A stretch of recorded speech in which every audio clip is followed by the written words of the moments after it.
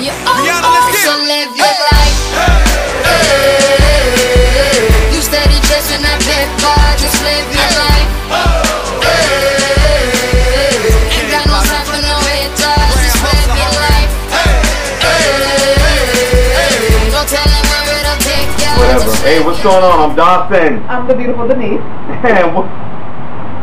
Conceited. Welcome back to another edition of the Dawson and Denise show.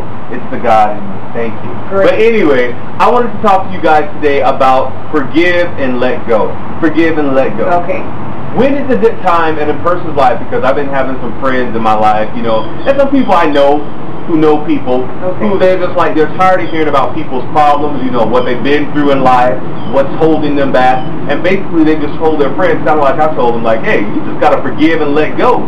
When is a good time, at what age is it to tell your friends, look, you've been crying about the same thing for the past 5, 10 years, ever since I know you. I don't want you around no more. Get out of my life. Forget about it. Not forget about it, but forgive and move on. Why would you let them go, though?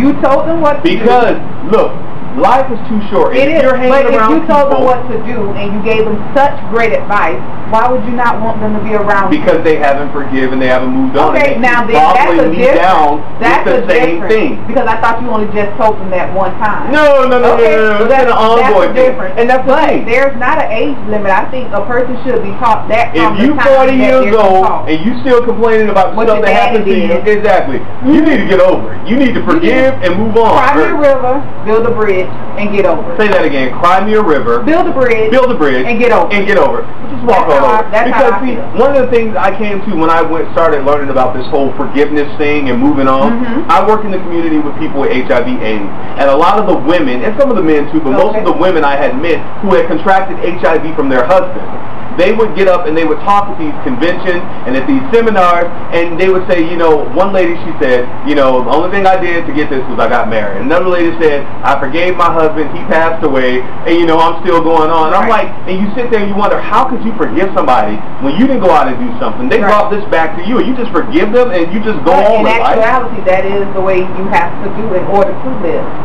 You have to forgive. I know that's hard. That's a hard thing to do, but other than that, you would die a slow death just like the other one. Yeah, actually, that's true. That's true. It is the truth. So you must forgive. There's nothing you can do to turn back the hands of time. You didn't want the hand that you were dealt, but you were, and you have to make the best of this thing, this short thing called life. We're not here forever. We're just passing through, and there's no need to mope.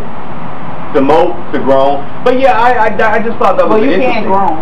Yeah, you can groan, but I just thought that was interesting when you have these women who, you know, they had these. But I think they had to do it for themselves. I don't think they did it for the person. It had to be for themselves. Yeah, it had to be for yourself. And that's why I say when you have negative people around you or people who like, well, you don't know what I've been through. I grew up in the projects. My life was hard. I never had a fair share. It's like, I did too, but I didn't stay there mentally. You know, it's like maybe I was there physically, but mentally I saw other opportunities in the whole big picture. That's correct. Seeing the big picture of life. Life is not just about the people you're with now, where you're living at now, or the state you're in now. There's so much more to life that people don't get. A lot of people stop dreaming. Along with the forgiveness, a lot of people stop dreaming. So like you said, when we're in the ghetto and we're stuck there mentally, we have no dreams. It's all about forgiving and dreaming at the same time. Okay. At the same time. Forgiving and dreaming and moving on. But where does the moving on? I think the moving on part, okay, I forgive you, but now it's time for me to move on with my life. Just because I have bigger dreams. Exactly. I have bigger dreams. Just because you want to think on the past, what happened, how things used to be. I'm not going to stay there with you. I'm not going to say mentally I'm not there. Well, I'm sorry. I want to attend your pity party. Is that your song? Yeah, that's the Neo. Go ahead, so you can cry. But so you can cry. It is true. I'm not going to attend the party. No. I'd rather go have calamari. Oh, wow. No, I'd rather be on South Beach with white tea myself, or in LA on Venice Beach. See, you know how we see how we dream? That's how we dream. And actually, I'm going to go back to LA soon, so. You going back to Cali? Going back to Cali. Okay. Cali. Can I go? If you want to. I don't. Actually, I think we can go on location there. In New York too, so. But anyway, that's all you got to do. I mean, get out. It's like, I got friends right now. I don't hold, and one thing people forgive and move on, the moving on part is, you have friends sometimes in your life. And sometimes your friends move other places. Like I have a friend who in the summer is getting ready to move over to England. And I'm like, yeah, go do your thing. I had a friend who just left and went to New York, and some are going all over different places. And I think a friendship, a true friendship, doesn't hold you back. Exactly. It pushes you out into life and say, experiencing everything and anything you want new. About the forgiving, I know there used to be a saying, forgive and forget. I don't think you should forget, only because you don't want to allow the same thing to keep happening to you. Of course. So that's how I feel about the forgive and forget. Forgive, but don't forget, so it won't happen again and again and again. Yeah. And again. But you got to forgive. You got to release and let it go. And you know, I used to hear people say this all the time. Forgive it and move on. And I'm like, forgive, I can't forgive, I want to hold on, because sometimes and then hold you hostage, it holds you hostage. Because you're walking around mad. And those people are going on with their life. They sipping on Tennessee and everything else, got them a black him out, and you try to do the same thing to the next person. Exactly. Because it's in some people to hurt people and keep hurting them. So because hurt people hurt people. Yeah, that's what it is. So it's like, that's why I tell like a lot of people, because especially when it comes to our people, you know, there's this, you know, in some, not all, this mentality, well, I can't get out. You don't know how it's hard. They ain't gonna let me have it because I'm black, because I'm this. It's like, whatever. Nobody ain't let Obama have it, but he got it. It's like nobody's gonna come and just offer it to you. Some may will, but it's like anything worth having. And sometimes when it's offered to you, you're so stuck in the past or whatever the case may be, you miss your opportunity. Exactly. Anything worth having is worth going out and working hard for. Yeah. No one's just going to come give it to you. If you want it, go get it. No pain, no gain. No pain, no pain. And in order to forgive, you also have to hang around people who practice what they're preaching. People who say, I forgave this person, I moved on because it was holding me hostage. You can't be around haters. You can't be around people who are stagnant in life. You can't be around people who are not go-getters. They're satisfied with... They don't finish anything. Exactly. You've got to be able to uproot yourself and say, look, I'm going to move out of this.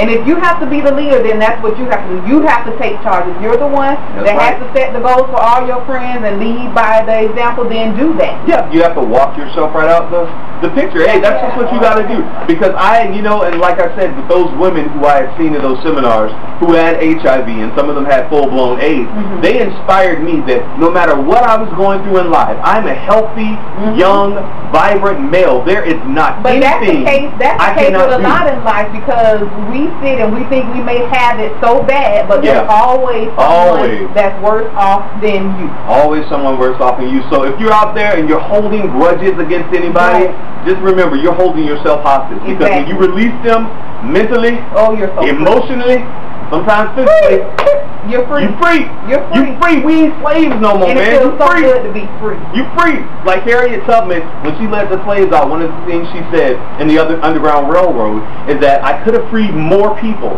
if they had known that they were slaves.